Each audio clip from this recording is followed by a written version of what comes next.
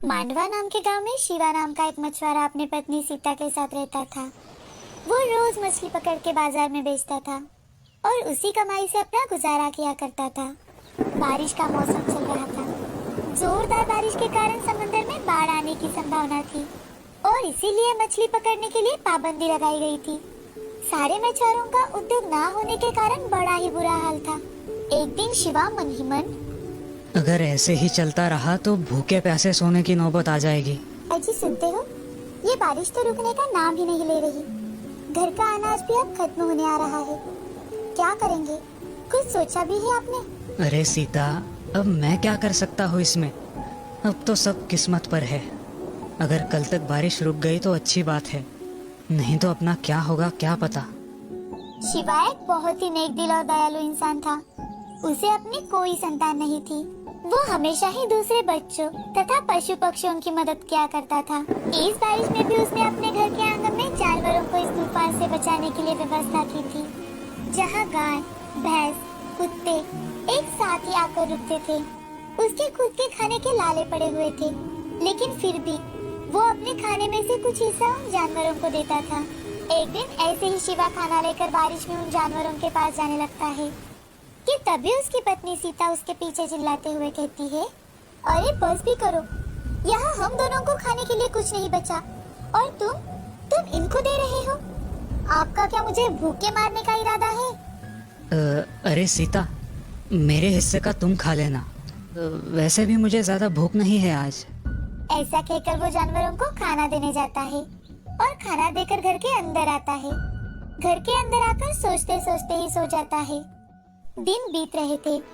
कुछ ही दिनों में उसका सारा राशन खत्म हो जाता है, तो वो जानवरों के पास आकर बैठता है और उनसे बातें करने लगता है। बातें करते करते शिवा, मुझे माफ करना दोस्तों, आज मेरे पास तुम्हें देने के लिए कुछ नहीं है। शिवा आज बहुत दुखी था। वो वहीं पर सोचते सोचते कोने में सो जाता है। दूसरे दिन सुबह उसकी आंखों पर सुनहरी धूप गिरती है और उसी धूप के कारण उसकी आंख खुलती है। वो आंखें खोलकर देखता है तो बारिश रुकी हुई थी और सारे जानवर वहां से जा चुके थे। तभी घर के दरवाजे से आवाज लगाते हुए सीता, अजी सुनते हो, देखो तो बारिश रुक गई है। अब मछलियाँ पकड़ने जाने का इरादा है भी या नहीं? अरे सीता रुको जरा, जा ही रहा हूँ। तुम भी ना सुबह सुबह शुरू हो जाती हो। हाँ हाँ जल्दी करो। शिवा और सीता की बातचीत चल ही रही थी कि तभी शिवा का दोस्त श्याम उससे, अरे ओ शिवा भाई, क्या तुमने सुना नहीं? समंदर में लगी पाबंदी हटा दी गई है, अब चलो जल्दी। अरे हाँ भाई आया, रुको जरा, अंदर से टोकरी लेकर आता हूँ। अरे क्या शिवा, तुम भी, तुम्हारे बाजू में ही तो टोकरी पड़ी है, वो ले लो और चलो जल्दी।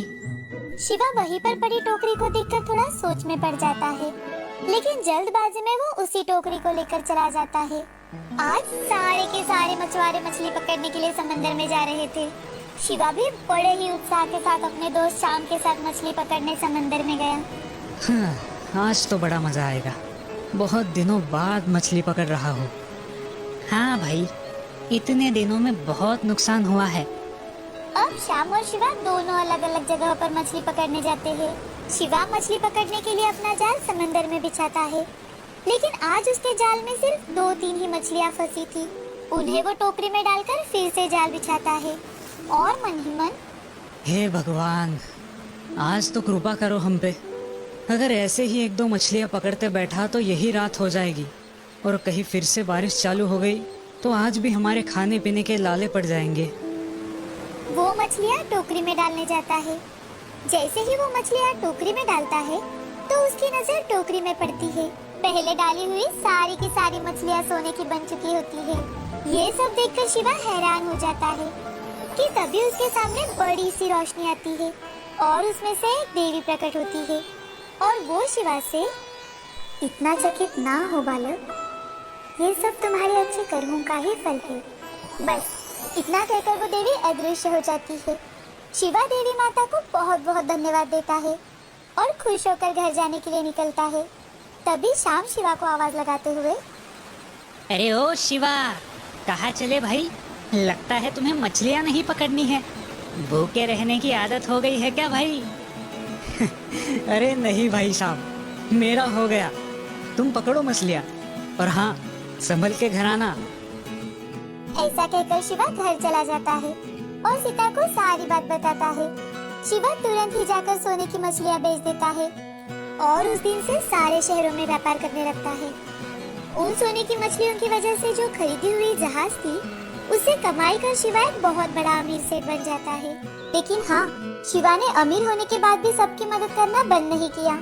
वो सब गरीब लोगों तथा हर अनाथ की मदद करता रहा। एक समय की बात है, शहर में तारा नाम की 8 साल की छोटी गरीब लड़की थी, जो अपनी माँ राधा और पापा अर्जुन के साथ एक छोटे से घर में रहा करती थी। अर्जुन मजदूरी करके घर चलाता था और उसकी बेटी तारा को स्कूल में पढ़ाता था। एक दिन तारा स्कूल से घर आ रही थी कि तभी उसकी नजर डांस हॉल की ओर जाती है, जिस दीवार को एक छोटा सा होल था। उसमें से वो अपनी आँख से अंदर डांस करते लोगों को देख रही थी कि तभी उसकी माँ राधा वहाँ आ जाती है और उसका हाथ पकड़कर उसे चिल्लाते हुए उसे घर लेकर जाती है। तारा, कितनी बार कहा है तुम्हें कि वहाँ पर ऐसे टाइम पास मत किया कर। पर माँ, मुझे भी उनके जैसा डांस करना है, बड़ा बनना है, टीवी पे दिखना है। माँ, मुझे भी जाना है वहाँ डांस सीखने। अरे बेटा, वो सब बड़े पैसों वाले लोगों का काम है। हमारे पास इतने पैसे हैं कहाँ कि हम तुम्हें वहाँ डांस सीखने के लिए भेजे। चलो चुपचाप अपनी पढ़ाई करने के लिए बैठो। माँ की डांट से तारा रूठ के कोने में बैठ जाती है कि तभी तारा के पापा अर्जुन घर आते हैं और वो तारा से, अरे मेरी प्यारी गुड़िया को क्या हुआ? ऐसे मुंह फुलाकर क्यों बैठी है मेरी गुड़िया? पापा, मुझे भी डांस सीखने जाना है। अरे बिटिया, तुम वहाँ जाती ही क्यों हो? अगर तुम वहाँ गई ही नहीं तो तुम्हारे मन में ऐसे विचार भी नहीं आएंगे। हाँ बेटा, हम तुम्हें पढ़ा रहे हैं, यही बहुत बड़ी बात है। तुम पढ़ाई में ध्यान दो और पढ़ लिख कर अच्छी कंपनी में जॉब करो। ठीक है माँ, पापा, अगर आपकी यही इच्छा है तो आज से मैं सिर्फ और सिर्फ पढ़ाई में ही ज्यादा ध्यान दूंगी। चलो अब खाना खाकर सो जाते हैं। कल सुबह पापा को भी काम पर जाना है और तुम्हें भी तो स्कूल जाना है ना। खाना खाकर सब सो जाते हैं। सुबह होते ही अर्जुन अपने काम पर चला जाता है और तारा अपने स्कूल। अब ऐसे ही उनका हर दिन बीता करता था। कई साल बीत जाते हैं। तारा के मन लगाकर पढ़ाई करने के कारण वो हर साल अच्छे नंबरों से पास होती है। तारा की पढ़ाई में प्रगति देखकर अर्जुन और राधा भी बहुत खुश थे। अब तारा का कॉलेज भी खत्म हो जाता है और एक दिन तारा को कॉलेज की तरफ से एक बड़ी कंपनी से इंटर्नशिप के लिए कॉल आता है और उसके बाद वो लोग तारा की काबिलियत देखकर उसे अच्छी पगार वाली नौकरी भी ऑफर करते हैं। तारा बहुत खुश हो जाती है और अपने माँ पिताजी से कहती है, माँ, पापा, मुझे एक कंपनी से इंटर्नशिप के लिए कॉल आया है, जिसके बाद वो लोग मुझे अच्छे पगार वाली नौकरी भी देने वाले हैं। पापा, अब आपको इतनी मेहनत नहीं करनी पड़ेगी। ये खुश खबर सुनकर अर्जुन और राधा की आंखों में से आंसू आ जाते हैं। अरे वाह बेटी, ये तो बहुत अच्छी खबर सुनाई तुमने। देखा राधा, मेरी छोटी सी गुड़िया अब कितनी बड़ी हो गई है। अर्जुन और राधा तारा को गले लगा लेते हैं और राधा भगवान के सामने दिया लगाने जाती है। लेकिन पापा। हाँ बेटा, बोलो, क्या हुआ है? पापा, वो इतनी अच्छी कंपनी में इंटरव्यू के लिए जाने के लिए मेरे पास एक भी अच्छी ड्रेस नहीं है। बिटिया, तुम उसकी फिक्र मत करो। शाम को घर आते समय तुम्हारे लिए एक अच्छी सी ड्रेस लेकर आऊंगा मैं।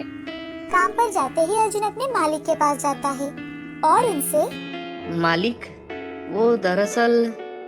हाँ अर्जुन, बोलो, क्या कहना चाहते हो? मालिक, क्या मुझे कुछ पैसे उधार मिलेंगे? मुझे अपनी बेटी के लिए ड्रेस लाना था। ठीक है, पर पैसे समय पर जरूर लौटा देना। जी मालिक, धन्यवाद मालिक। अर्जुन अपना सारा काम पूरा कर घर आते वक्त तारा के लिए एक अच्छी ड्रेस लेकर आता है। दूसरे दिन सुबह तारा माँ पिताजी का आशीर्वाद लेकर इंटरव्यू के लिए निकलती है। जैसे ही वो रास्ते से जा रही थी, तभी उसकी नजर फिर से उसी डांस क्लास की तरफ जाती है और उनकी आवाज सुनकर वो फिर से हर रोज की तरह उस छोटे से हॉल से झांक कर देखती है कि आज वहाँ पर इतना ज्यादा शोर क्यों है। अरे अब हमारा क्या होगा? जो मेन डांसर थी उसका ही पैर टूट गया है। अब शो कैसे होगा हमारा? आज के आज हम कैसे अरेंज करेंगे ये सब? तभी तारा धीरे से दरवाजे के पास जाकर खड़ी होती है। क्या मैं आपकी कुछ मदद कर सकती हूँ? तारा की बात सुनकर वो सारे लोग उस पर हंसने लगते हैं कि ये गरीब लड़की उनकी क्या मदद करेगी। कौन हो तुम और तुम क्या मदद करोगी हमारी? सर, आप मुझे एक चांस तो देकर देखिए। अच्छा ठीक है, तुम्हें दिया चांस, अब दिखाओ हमें डांस करके। जब तारा उसका डांस स्टार्ट करती है तो वहाँ के सभी लोग आश्चर्यचकित हो जाते हैं और वो डांस टीचर तारा से, अरे तुमने ये कहाँ से सीखा? ये तो हमारी कोरियोग्राफी है। जी सर, माफ करना, पर मैं रोज आपका डांस देखा करती थी और घर जाकर प्रैक्टिस किया करती थी। मुझे बचपन से ही आपके यहाँ डांस सीखना था, लेकिन हमारे गरीब हालात की वजह से मैं कभी अंदर नहीं आ पाई। तुमने तो हमारी सारी चिंता एक झटके में दूर कर दी। क्या तुम आज के शो में हमारे ग्रुप में परफॉर्म करना चाहोगी? जी सर। अब तारा की खुशी का कोई ठिकाना नहीं था। तभी उसका फोन बजता है। हेलो हेलो मिस तारा, मैं कंपनी से बात कर रही हूँ। आज तुम इंटरव्यू के लिए आ रही हो या नहीं? जी मैम। ऐसा कह के तारा फोन रख देती है और सोच में पड़ जाती है। एक तरफ उसका बचपन का सपना सच हो रहा था और एक तरफ उसके माँ पिताजी का सपना, उनकी मेहनत थी जिससे उन्होंने तारा को इस मकान पर लाया था। लेकिन उस समय तारा अपने पैशन को चुनती है और अपने घर पर बिना बताए ही डांस क्लास वाले लोगों के साथ शो में परफॉर्म करने के लिए निकल जाती है। तारा की वजह से उनका पूरा ग्रुप वो शो में जीत जाता है और हर जगह सिर्फ तारा के डांस के ही चर्चे होने लगते हैं। सब होने के बाद शाम को तारा घर आती है। अजी सुनते हो, अपनी तारा आ गई, देखो तो। अरे बेटा, आ गई तुम? आओ आओ बैठो और बताओ कैसा गया तुम्हारा इंटरव्यू? तुम्हारा सिलेक्शन हुआ या नहीं? पापा, वो दरअसल तारा को कुछ भी समझ में नहीं आ रहा था कि वो अपने माँ पिताजी से कैसे सच कहे। वो उन्हें दुखी नहीं करना चाहती थी, पर वो उनसे झूठ भी नहीं बोलना चाहती थी। इसीलिए तारा ने उन्हें सारी बात बता दी। अरे तारा, तुमने ये क्या कर दिया? कितने दिनों बाद घर में खुशी आई थी। अरे ये सब करने से पहले एक बार अपने पापा के बारे में तो सोच लेती।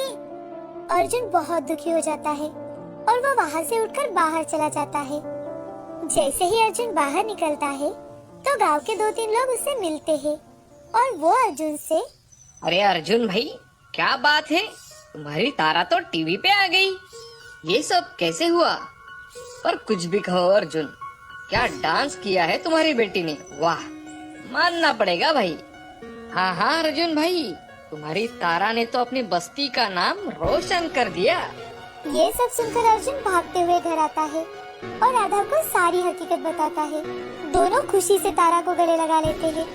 ऐसे ही धीरे धीरे तारा के घर के बाहर भीड़ इकट्ठा होने लगती है और फिर क्या था, उसे हमेशा ही बहुत सारे शोज से डांस के लिए ऑफर आने लगते हैं। ऐसे ही करते करते तारा बहुत फेमस डांसर हो जाती है।